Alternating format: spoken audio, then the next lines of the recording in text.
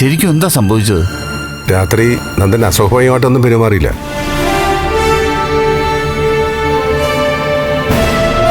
രാവിലെ സ്റ്റേഷനിൽ പോകാൻ മാനസികമായി ഒരുങ്ങിയിരുന്നതാ.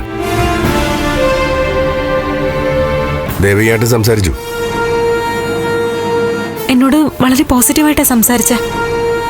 അമ്മയോട് നല്ല രീതിയിലാണ് സംസാരിച്ച. രാവിലെ കോഫിയായിട്ട് പ്രഭ ചെല്ലുമ്പോൾ ആളെ കാണാനില്ല. കത്തോ കുറിപ്പോ അങ്ങനെ വല്ലതും കിട്ടിയിരുന്നോ? ഇല്ല അങ്കിൾ, അങ്ങനെയൊന്നും കണ്ടില്ല. എനിക്ക് തോന്നുന്നത് നന്ദൻ പേടിച്ചിട്ട് എങ്ങോട്ടെങ്കിലും മാറിയതായിരിക്കുമെന്നാ.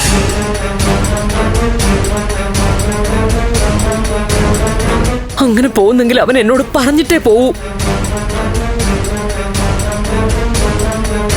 ഹരിയേട്ടാ, അവൻ എന്തോ ആപത്ത് സംഭവിച്ചിട്ടുണ്ട്. ഞാൻ രാവിലെ മുതൽ ഇതിവിടെ എല്ലാവരോടും പറയുക, ആരുടെ തല കയറുന്നില്ല.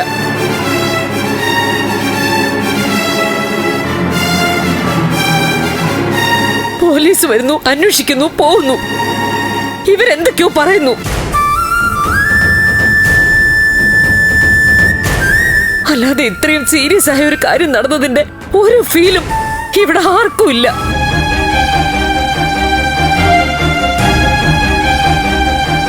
ഹരിയേട്ടാ, പ്രഭ ഒരു അമ്മയുടെ വിഷമങ്ങൾ പറയുന്നു. ഞങ്ങളെല്ലാവരും അതിന്റെ പിറകിൽ തന്നെയാ. ഹരിയേട്ടൻ പറഞ്ഞതുപോലെ നന്ദൻ സ്വയം അങ്ങോട്ടോ മാറി നിൽക്കുന്നതായിരിക്കും. ഞാൻ ചില കാര്യങ്ങൾ പറയാം.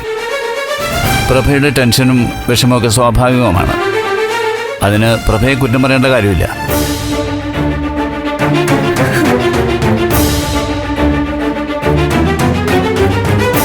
അതുപോലെ പ്രഭയും ഒരു കാര്യം മനസ്സിലാക്കണം. ഇത് വളരെ സൂക്ഷിച്ച് കൈകാര്യം ചെയ്യേണ്ട ഒരു കേസാണ്. അന്വേഷണവും ഇൻഫോർമേഷനും ഒക്കെ നമ്മുടെ ഉള്ളിൽ തന്നെ നിൽക്കണം.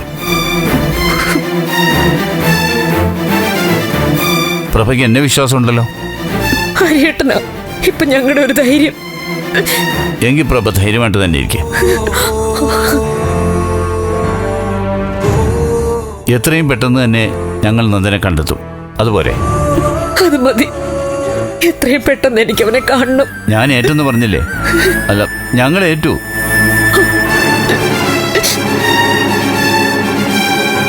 മാഡം, നമുക്ക് ഹരിസാറിന്റെ വാക്കുകൾ വിശ്വസിക്കാം. ആ സിദ്ധു, നമുക്ക് അത്യാവശ്യമായിട്ട് 1-2 സ്ഥലങ്ങളിൽ പോകാനുണ്ട്. ഇപ്പൊ തന്നെ പോകണം. ആ, നമുക്കിറങ്ങാം. ആ, ഗിരീഷ് ഇവിടെ തന്നെ ഉണ്ടാവണം. ദേവിക, അപ്ഡേറ്റ്സ് ഞാൻ അറിയിച്ചുകൊണ്ടിരിക്കാം. ശരി അങ്കിൾ.